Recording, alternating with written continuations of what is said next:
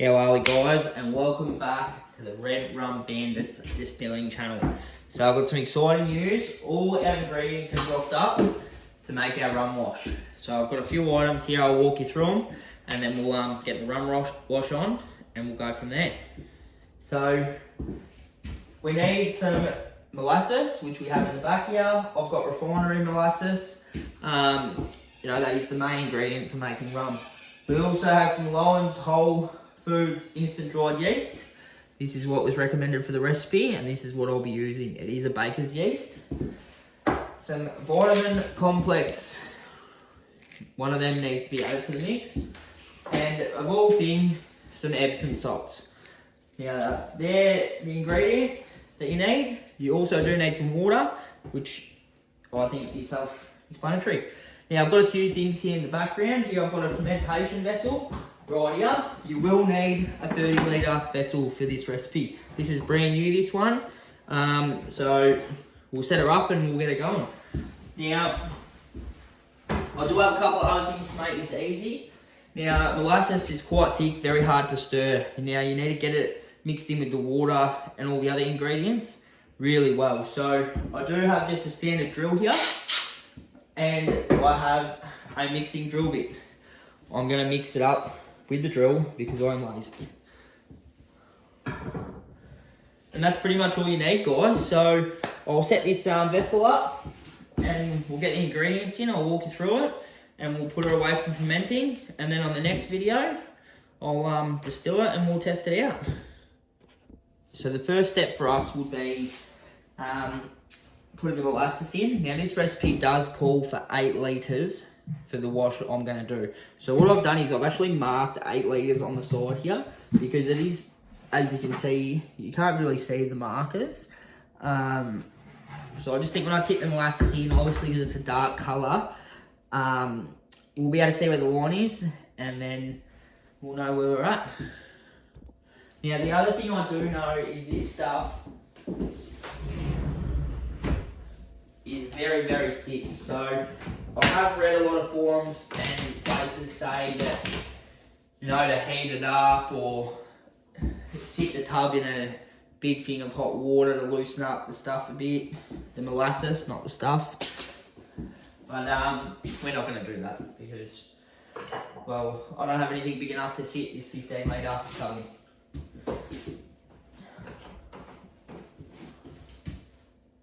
Oh.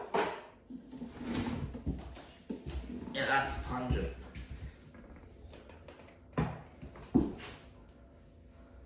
Oh, it's definitely thick. I don't know if you can see that, but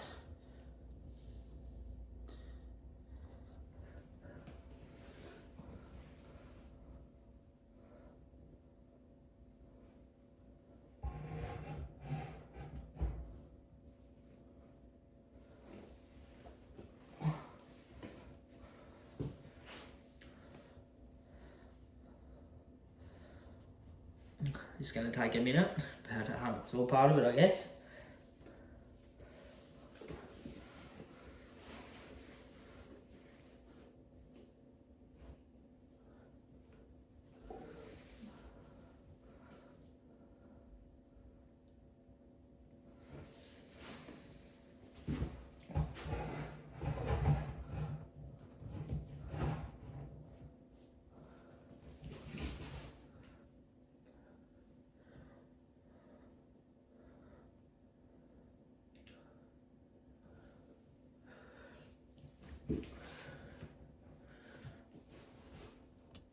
I don't know if you can see, but I've just sat the barrel on the tub like that to let it drain. Now, while we wait for that, and as I was saying, I am very excited as we have had our oak barrel, our American charred oak barrel arrive. Now, I have just got that full of water at the moment to help expand the wood to make sure there's no leaks, and if there is, I'll seal it up with barrel wax. But I'll go into another short video when I do that, just explaining of how I waxed it and what I did to prep it for storage. Now, I've got 8 litres in there. Pretty much used most of this 14 kilo tub, which I was surprised about. I thought I'd get, I have about 5 litres left. And I was thinking after I buy a few tubs, we'll use the excess, but it is what it is. And now the next step of this recipe is actually to put 5 litres of boiling water into the molasses and give it a good stir with our drill setup before we do anything else. So I've got some boiling water on inside. I'll just go get it and we'll pick up from where we left off. Now I've just moved the camera so you can see a bit better. I do have my 5 litres of water here, which I've just taken to sort of the boil point. Because I have read completely boiling water can caramelise the molasses, which probably is not such a bad thing for rum. A lot of rums have caramel in them. So we'll just give this a good mix up.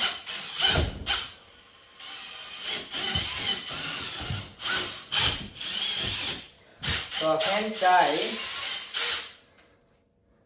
this is thick because my drill not liking this.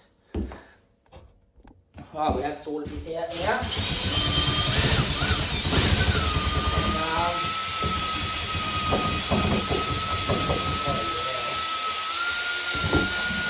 Give this a real good mix.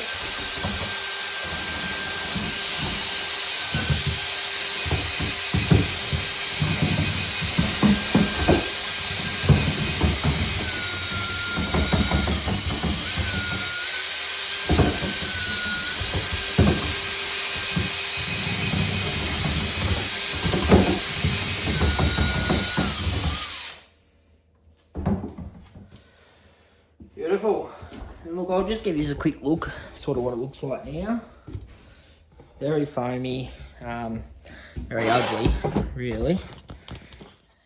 And look, this wash mix is going to be 27 litres all up. So they do advise now to fill it up to 25 litres before we put the yeast and vitamin tablet in, which I'm going to do. So I'm just going to mark 25 litres so I can see better when I'm filling it up like I did before. So what I'm doing is I've actually got a garden hose, which I've got in here, and I'm now going to fill it up to that 25 litre mark.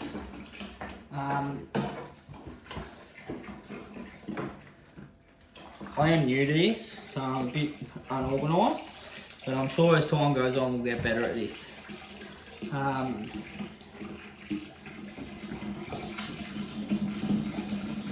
I'm super keen for this. I'm a really big rum drinker, so it's pretty much the whole reason I brought a still and decided to give this a go, because I wanted to make my own rum, really.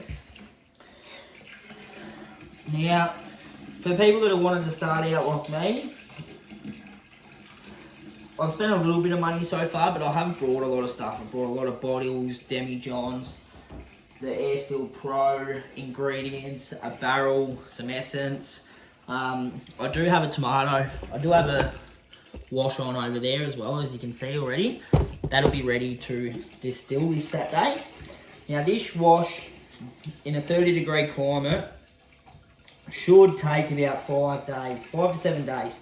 Now I live in a pretty cold area, so I'm estimating to take about 10 to 14 days. Another thing with this recipe is they say because of the molasses not to bother about taking gravity.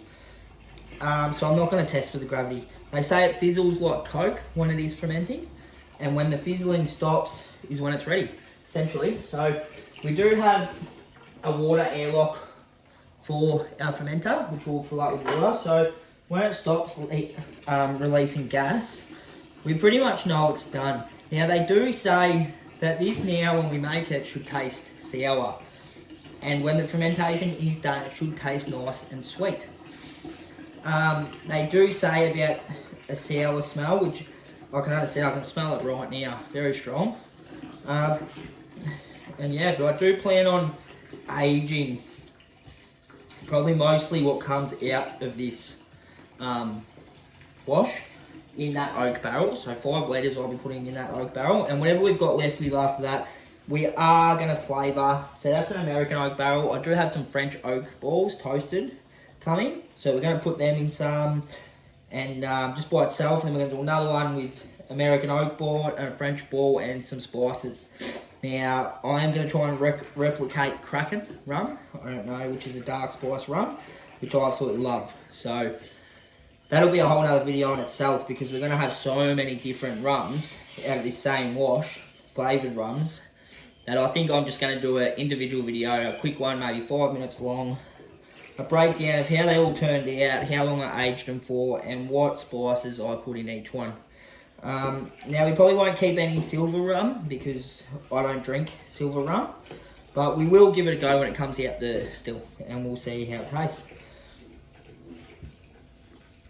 Alright, so we're at our 25 litre mark. Might just give that a good mix up with the still, just to sort of combine all those ingredients together. Beautiful. Now, it does say put a good pinch of Epsom salts in, so, which is a bit annoying because there's no real measurement there. Now, I did used to be a chef, so I feel like I've got a rough idea of a good pinch. To me, a good pinch would be that. I'll put a little bit more in just for good luck. Now, I'm not actually sure why they put that in there. I imagine that it's for, I don't know, for the yeast, nutrients maybe. I'll have to do some research on that and find out. So, I'm copying this recipe. It is Salt Bushman's recipe. You can find that on the internet somewhere. Now, they say that you need to put a crushed up vitamin B complex tablet in there. So, I'm going to have to crush this up quickly and I'll be back. So, I've got my tablet. I'm just going to get that all in there.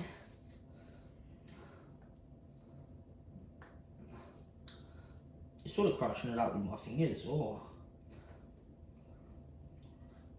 that was weird. It was like it just knocked all. There was a chemical reaction straight away then. I just seen that. That's insane. And then they say a good handful of baker's yeast. So, I'm going to get this baker's yeast in there. Good handful.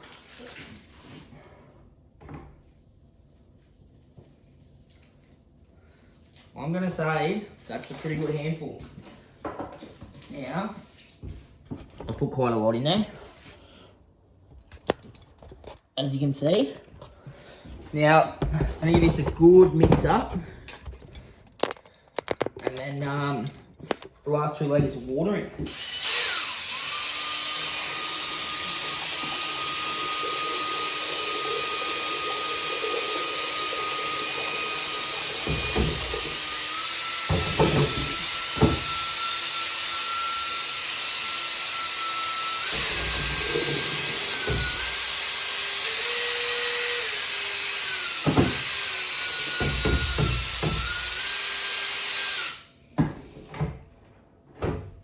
Alright, let's get the last 2 litres of water in, get the lid on this mix, and ferment her away. Now we do have this at 30, I'm just going to give it one more mix up. So, it's sitting at 22 to 24 degrees, which is definitely enough to get baker's yeast fermenting. I do know a bit about yeast, as I used to be a chef and a qualified chef. So I've made many a bread, sourdoughs, I've done a lot with yeast. So I've got a little bit of an idea what would be safe and sort of what wouldn't be safe to leave.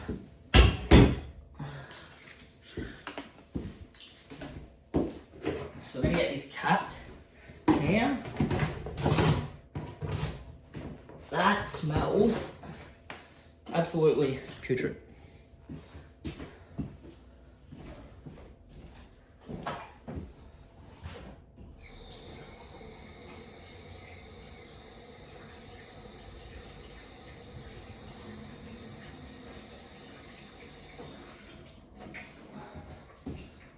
I've filled our bubbler up, so we'll get that on there.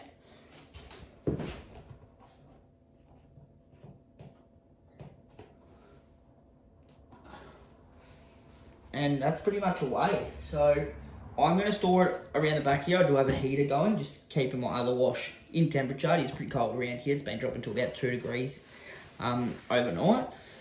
Now I do have a fish tank heater coming, and what I plan to do is have a big tub, which I've got out the back here. I won't show you, and I'm going to fill that with water and have a heater pump going there to 30 degrees all the time. And then I plan on setting these barrels in that water, which should regulate the temperature. They also do say that you should be seeing fizzling and gas bottles forming within the first hour of making this mix. I'm going to come and check in about 2 hours and see if that's the case, and we're going to hope so. Thanks for watching, guys, if you are watching, and thanks for coming on this journey with me. I'm really keen to get it going, talk a bit of shit, and get drunk on our own spirits. Ooh. Don't forget to get yourself one of these shirts too, guys.